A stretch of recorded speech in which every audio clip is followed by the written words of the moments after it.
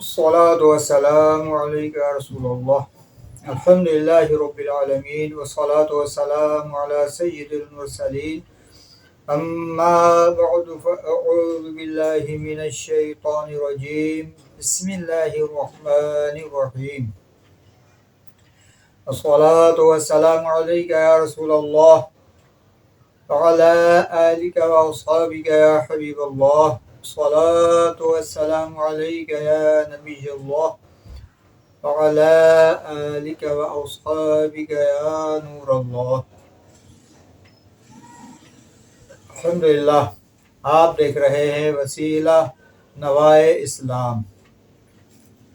اللہ پاک کے آخری نبی ہمارے پیارے نبی صلی اللہ علیہ وآلہ وسلم کا فرمان عالی شان ہے، قیامت کے دن میرے حوض کوثر پر کچھ گروہ وارد ہوں گے جن کو میں انہیں دنیا میں درود پاک کی کثرت کی وجہ سے پہچانتا ہوں گا.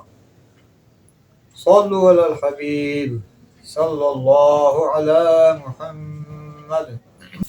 میرا ہر عمل بس تیرے واسطے ہو کر اخلاص ایسا عطا یا الہی رحم فرما مصطفیٰ کے واسطے. یا رسول اللہ کرم کیجئے خدا کے واسطے، مشکل حل کر شہ مشکل کشا کے واسطے، کربلائے رد شہید کربلا کے واسطے. آمین یا رب العالمین جاہ النبی الامین. الحمدللہ 1446 سن ہجری کا ماہ رمضان المبارک دی رحمتیں برکتیں ہم پر لٹا رہا تھا، اور آج یہ رخصت ہو گیا. آج کی رات بھی بہت ہی اہم ہے کہ عید الفطر کی رات ہے. یہ 1446 سن ہجری کی عید الفطر انشاءاللہ تعالی کل ہوگی. اللہ پاک ہمیں نصیب فرمائے اور دین و ایمان کی سلامتی و خیر و عافیت کے ساتھ آئندہ ماہ رمضان مبارک بھی عطا فرمائے. آمین. تو آج کی رات جو شب عید الفطر ہے یہ لیلۃ الجائزہ بھی کہلاتی ہے، یعنی انعام ملنے والی رات. یہ انعام کس کی طرف سے اور کس کے لیے ہے؟ تو یاد رکھیے کہ یہ جو رات ہے اللہ پاک کی طرف سے ملنے والے انعام کی رات ہے. اللہ پاک کی طرف سے انعام کن کے لیے ہے؟ بالخصوص وہ خوش نصیب کہ جو ماہ رمضان المبارک میں اللہ پاک کی طرف سے فرض کردہ روزہ کی عبادت میں مصروف رہے، یعنی ماہ رمضان المبارک کے تمام روزے اس نے رکھے اور روزے کے دوران گناہوں سے بھی بچا رہا، اور دیگر ماہ رمضان المبارک میں عبادات کر کے اپنے رب کی رضا اور اس کے حبیب علیہ الصلوۃ والسلام کی خوشنودی حاصل کرنے کی کوششوں میں مصروف رہا. تو یقیناً آج کی رات اس مومن اس مسلمان کے لیے لیلۃ الجائزہ یعنی انعام ملنے والی رات ہے. اللہ پاک کی بارگاہ میں اگر یہ سب مقبول ہو گیا تو یقیناً مغفرت کا پروانہ ملے گا انشاءاللہ تعالی اس کے حبیب کریم علیہ الصلوۃ والسلام کے طفیل. تو اللہ پاک کے ایسے انعام یافتہ بندے کہ جن کو اللہ پاک کے خصوصی عنایات ملتی رہیں اور پھر انہوں نے جو اللہ پاک کی عبادت کی، اس کے حبیب علیہ الصلوۃ والسلام کی اتباع کی اور امت کے لیے ایسے کام کر گئے جو رہتی دنیا تک ان کے لیے اجر و ثواب اور صدقہ جاریہ ثواب جاریہ کا ذریعہ بنے. تو الحمدللہ ایسی خوش نصیب ہستیوں میں آج ایک شخصیت ایک ہستی کا ذکر ہم سنیں گے. اللہ پاک مبارک شخصیت، مبارک ہستی کے ذکر خیر سے ہمارے دلوں کو منور فرمائے، کہ اللہ پاک کا انعام آج کی رات ان کو کس طرح کس صورت میں ملا کہ آج کی رات ان کا وصال ہوا اور عید الفطر کے دن ان کی نماز جنازہ ہوئی۔ جی ہاں، الحمدللہ یہ شخصیت کوئی اور نہیں بلکہ امام بخاری رحمۃ اللہ تعالی علیہ ہیں۔ تو آج انشاءاللہ العزیز ہم آپ کا ذکر خیر سننے کی سعادت پائیں گے۔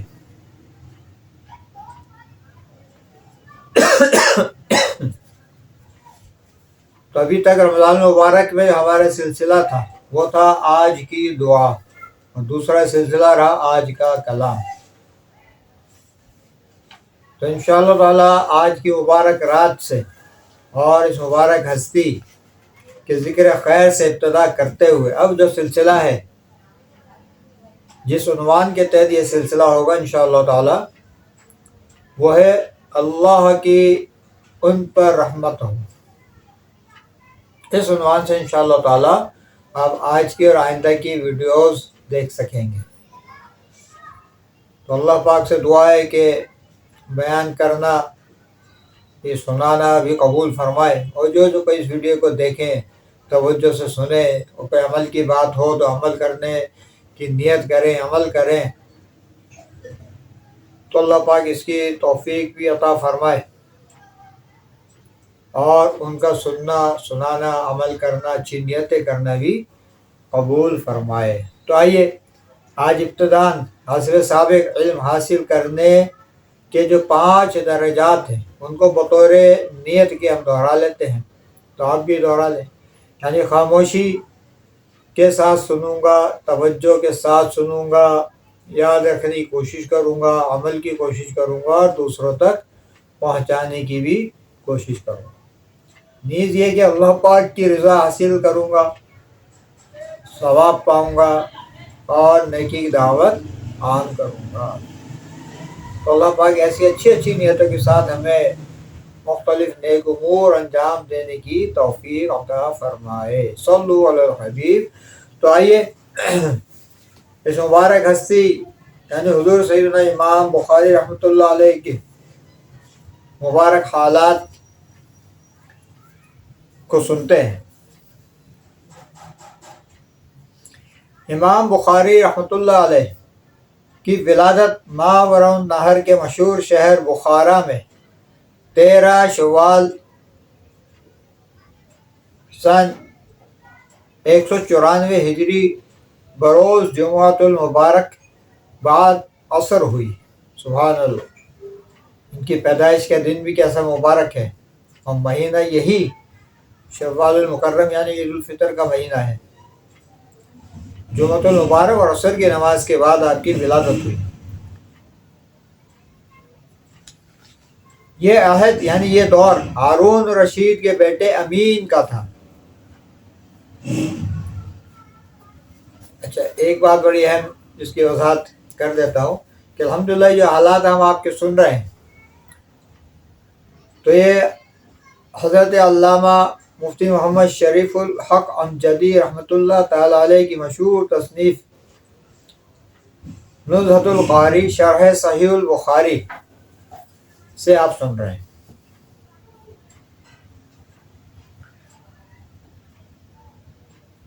امام بخاری رحمۃ اللہ علیہ کا نام محمد تھا اور کنیت ابو عبداللہ۔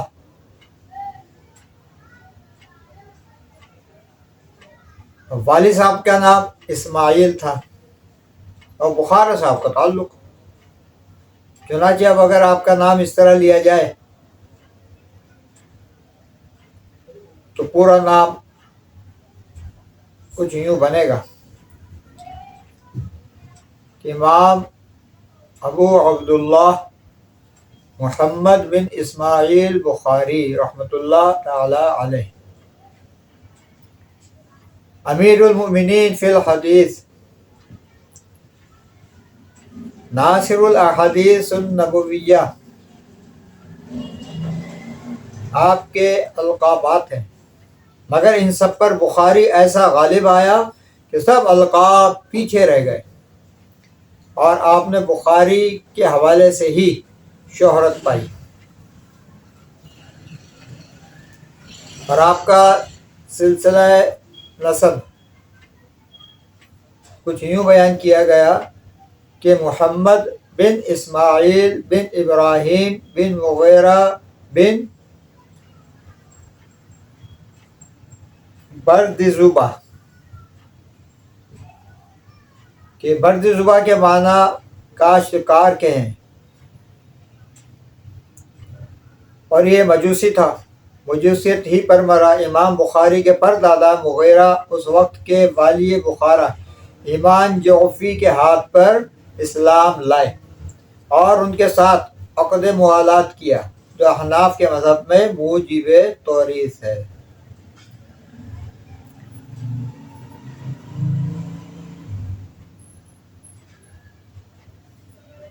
امام بخاری رحمۃ اللہ علیہ کے والد بزرگوار بڑے ممتاز بزرگ اور متبحر عالم تھے۔ امام بخاری کے شیخ الشیخ یعنی امام عبداللہ ابن مبارک رحمۃ اللہ تعالی علیہ، جو کہ حضور سیدنا امام اعظم ابو حنیفہ رحمۃ اللہ علیہ کی صحبت میں رہتے تھے، صاحب روایت محدث تھے، اور یہ بڑے ہی مستجاب الدعوات بزرگ تھے، یعنی حضرت امام بخاری رحمۃ اللہ علیہ کے والد گرامی۔ مستجاب الدعوات اس کو کہا جاتا ہے کہ جس کے دعائیں اللہ پاک کی بارگاہ میں مقبول ہوتی ہیں، اور ان کو خود بھی اس کا ادراک تھا۔ چنانچہ آپ کے والد گرامی خود فرماتے ہیں کہ بارگاہ خداوندی میں آپ عرض کرتے کہ میری سب دعائیں دنیا ہی میں نہ قبول کر لی جائیں، کچھ آخرت کے لیے بھی رہنے دی جائیں۔ سبحان اللہ، یعنی اللہ پاک کی بارگاہ میں آپ یہ دعا کیا کرتے کہ اللہ میری تمام دعائیں کہ دنیا ہی میں مجھے ان کا بدلہ نہ دے دیا جائے، بلکہ آخرت کے لیے بھی کچھ جمع ہو۔ سبحان اللہ، سبحان اللہ۔ اور رزق حلال کے ایسے پابند تھے کہ حرام تو حرام، شبہ والی سی چیز سے بھی بچتے۔ مثال کے وقت آپ نے فرمایا میرا مال حرام تو حرام بلکہ شبہ سے بھی پاک ہے۔ سبحان اللہ، صلو علی الحبیب صلی اللہ علیہ وسلم۔ امام بخاری رحمۃ اللہ علیہ ابھی کم عمر ہی تھے کہ ان کے والد انتقال فرما گئے، اور ان کی پرورش والدہ محترمہ نے کی۔ تو اسی بچپن کے دنوں میں ایک واقعہ آپ کے ساتھ یوں ہوا کہ آپ کی آنکھوں کی بینائی جاتی رہی، بہت کچھ علاج کیا گیا مگر فائدہ نہ ہوا۔ ان کی والدہ ماجدہ ان کی بینائی کے لیے ہمیشہ گریہ و زاری کے ساتھ دعائیں کرتی رہتی، اور ظاہر ماں سے بڑھ کر اولاد پر شفقت اور محبت کرنے والی ہستی کون ہوتی ہے؟ کوئی نہیں۔ تو وہ بہت کثرت سے ان کی بینائی کے لیے اللہ پاک سے دعا فرماتی کہ اللہ ان کی بینائی واپس آ جائے، ان کی آنکھوں کی سلامتی عطا فرما دے۔ تو ایک رات خواب میں کیا دیکھا، حضور سیدنا ابو الانبیاء جناب خلیل اللہ یعنی حضرت ابراہیم علیہ نبی جینا علیہ الصلوۃ والسلام تشریف لائے ہیں، اور فرماتے ہیں کہ اللہ پاک نے تیری دعا قبول فرمائی، تیرے بچے کی بینائی واپس فرما دی۔ چنانچہ صبح کو امام بخاری جب اٹھے تو ان کی آنکھوں کی جو روشنی ہے بینائی واپس آ چکی تھی، اور وہ ایسی بہترین بینائی واپس آئی کہ چاندنی میں لکھا پڑھا کرتے تھے، یعنی رات میں بھی پڑھتے لکھتے تھے چاند کی روشنی میں، چاند کی چاندنی میں۔ تو اللہ پاک نے ایسی بینائی عطا فرمائی۔ تو یہ سب نتیجہ کیا تھا؟ والدہ محترمہ کی دعا۔ لیکن اس میں ایک بڑی اہم بات الحمدللہ ہمیں ملتی ہے جو اہل سنت کے عقائد کی تائید کرتی ہے۔ چنانچہ آپ ذرا غور فرمائیں، کہاں حضرت سیدنا ابراہیم علیہ نبی صلی اللہ علیہ وسلم کی ذات با کمال اور ہمارے پیارے آقا علیہ صلاۃ والسلام سے بھی صدیوں پہلے آپ دنیا میں جلوہ افروز ہوئے، پھر وصال فرما گئے۔ تو آپ ذرا اندازہ فرمائیے کہ اتنے جلیل قدر نبی علیہ السلام کو امت مصطفیٰ سے کیسی محبت ہے، اور صدیوں پہلے بھی مثال فرمانے کے باوجود وہ جانتے ہیں کہ امام بخاری کون ہے۔ ان کے آنکھوں کی بینائی چلی گئی اور ان کے والدہ محترمہ سخت پریشان رہتی ہیں، ان کے لیے رات دن دعائیں کرتی ہیں کہ کسی طرح ان کی آنکھوں کی بینائی واپس آ جائے۔ سبحان اللہ، سبحان اللہ۔ تو معلوم ہوا کہ اللہ پاک کے پیارے انبیاء اور رسول علیہ السلام، بالخصوص ہمارے پیارے آقا اللہ پاک کے آخری نبی ہمارے پیارے نبی صلی اللہ علیہ وسلم اپنے مزارات مقدسہ میں حیات ہیں۔ جی ہاں، یہ حیات النبی پر یہ واقعہ دلیل ہے۔ تو جو لوگ انکاری ہیں، جو انکار کرتے ہیں اور معاذ اللہ عجیب و غریب انداز اپناتے ہیں آج بھی، ایسے ایسے اعتراضات کر رہے ہیں ایک امتی ہو کر، مطلب اب آپ اندازہ تو کریں کہ وہ کیسے امتی ہیں کہ جو اللہ پاک کے آخری نبی صلی اللہ تعالی وسلم کے متعلق یہ عقیدہ رکھتے ہیں، ایسا ذہن رکھتے ہیں کہ معاذ اللہ اب امت کے حالات سے آپ بے خبر ہیں، معاذ اللہ ثم معاذ اللہ۔ عام لوگوں کی موت پر مطلب سے مقابلہ کرتے ہیں، وہ اپنے آپ کو دیکھتے ہیں، بھائی ٹھیک ہے آپ نے مرکب جانا ہے، مٹی کا ڈھیر بن جانا ہے تو بن جائیں، لیکن اللہ پاک کے انبیاء اور رسول علیہ السلام مشہور حدیث مبارکہ ہے کہ اللہ پاک نے زمین پر حرام کر دیا کہ انبیاء کرام کے اجسام کو وہ کھائے، یعنی حرام کرے۔ انبیاء کرام کی شان تو بہت بلند ہے، کتنے ہی واقعات ہیں کتابوں میں۔ اب اللہ اور رسول بہتر جانتے ہیں کہ ایسے لوگ جو اعتراضات کرتے ہیں، وہ یہ جو واقعہ جو سنا اس کے آپ کے امام بخاری رحمۃ اللہ علیہ کی والدہ محترمہ کی دعاؤں کے متعلق، آپ کی بینائی کے متعلق، تو اس کو تو مطلب سنیں آپ غور سے اور اس کو سمجھیں۔ اب یہ واقعات ایسا تو نہیں کہ مطلب علماء اہل سنت نے اپنی مرضی سے کئی کتابوں میں شامل کر دی، ایسا گناہ کیوں مطلب کمائیں گے۔ تو بات یہی سمجھ میں آتی ہے کہ جو لوگ اعتراض کرتے ہیں تو عوام کو یہ باتیں بتاتے نہیں، ایسی باتیں مخفی رکھتے ہیں کہ کہیں ان کے جو عقائد فاسدہ ہیں، جو خراب عقائد ہیں، دین و ایمان کی جو دشمن عقائد ہیں، کہیں وہ مطلب عوام کو پتہ نہ چل جائیں، اور اصل حقیقت وہ چھپاتے ہیں۔ ورنہ پھر لوگوں میں کیوں مطلب یہ ساری باتیں پھیلیں کہ انبیاء کرام نہیں سنتے تو حیات النبی میں لوگ شک میں پڑے ہوئے ہیں۔ تو اب دیکھیے صدیوں پہلے سیدنا ابراہیم علیہ السلام وہ اس امت سے محبت رکھتے ہوئے واقف ہیں کہ مطلب امام بخاری کو کیا مسئلہ درپیش ہے، اور پھر آ کر خواب میں ان کے والدہ محترمہ کو ارشاد فرما رہے ہیں کہ پریشان مت ہو، تمہارے بیٹے کی بینائی اللہ نے واپس کر دی ہے۔ سبحان اللہ، سبحان اللہ، سبحان اللہ، قربان آپ کی اس امت سے محبت کے۔ تو جب ان کو اتنی محبت ہے، امت سے کے حالات سے واقف ہیں، جانتے ہیں، تو پھر ہمارے پیارے نبی صلی اللہ تعالی وسلم کیسے مطلب بے خبر ہوں گے، معذرت۔ تو اسی لیے امام اہل سنت مجدد دین و ملت رحمۃ اللہ علیہ نے کیا خوب فرمایا کہ آج لے ان کی پناہ، آج مدد مانگ ان سے، پھر نہ مانیں گے اگر قیامت میں مان گیا۔ تو قیامت میں ماننے سے پھر کیا فائدہ؟ جو کچھ ماننا ہے اپنے نبی علیہ الصلوۃ والسلام کو، ان کے تمام صفات نبوت کے ساتھ، ان کی حقیقتوں کے ساتھ، وہ اس دنیا میں ہی ماننا ہے، یہی ہمیں فائدہ دے گا۔ ورنہ یاد رکھیے دنیا اور پھر دنیا کے بعد، دنیا چاہے جتنی کما لیں آپ، جتنے فائدے اٹھا لیں اپنے ان عقائد فاسدہ کو استعمال کرتے، لیکن مرنا تو ہے، قبر میں جائیں گے وہیں پتہ چل جائے گا، پھر بعد میں قیامت میں اٹھائے جائیں گے تو وہاں مزید پتہ چلے گا، جب شفاعت کبریٰ آپ کی امتیوں کو بانٹی جا رہی ہوگی، حوض کوثر پہ ٹھنڈے میٹھے جام عطا کیے جا رہے ہوں گے، تو یہ سب نعمتیں کیسے ملیں گی؟ یقیناً اچھے عقائد انبیاء کرام کو ان کے حیات النبی کے حوالے سے اور دیگر ان کو اللہ پاک نے جو صفات عطا فرمائی، ہر صفت کے ساتھ نبی ماننا ضروری ہے، ورنہ یاد رکھیے آخرت برباد ہے۔ تو اللہ پاک ہمیں اپنے عقائد کی بھی حفاظت کی توفیق عطا فرمائے، اور آج کی مبارک رات حضور سیدنا امام بخاری رحمۃ اللہ تعالی علیہ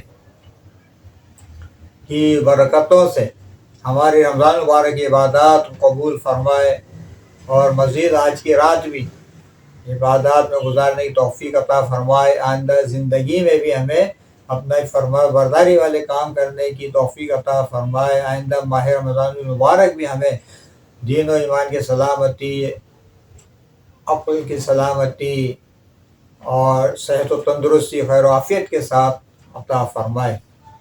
وما علینا الا البلاغ المبین۔ صلوا علی الحبیب صلی اللہ علیہ وسلم۔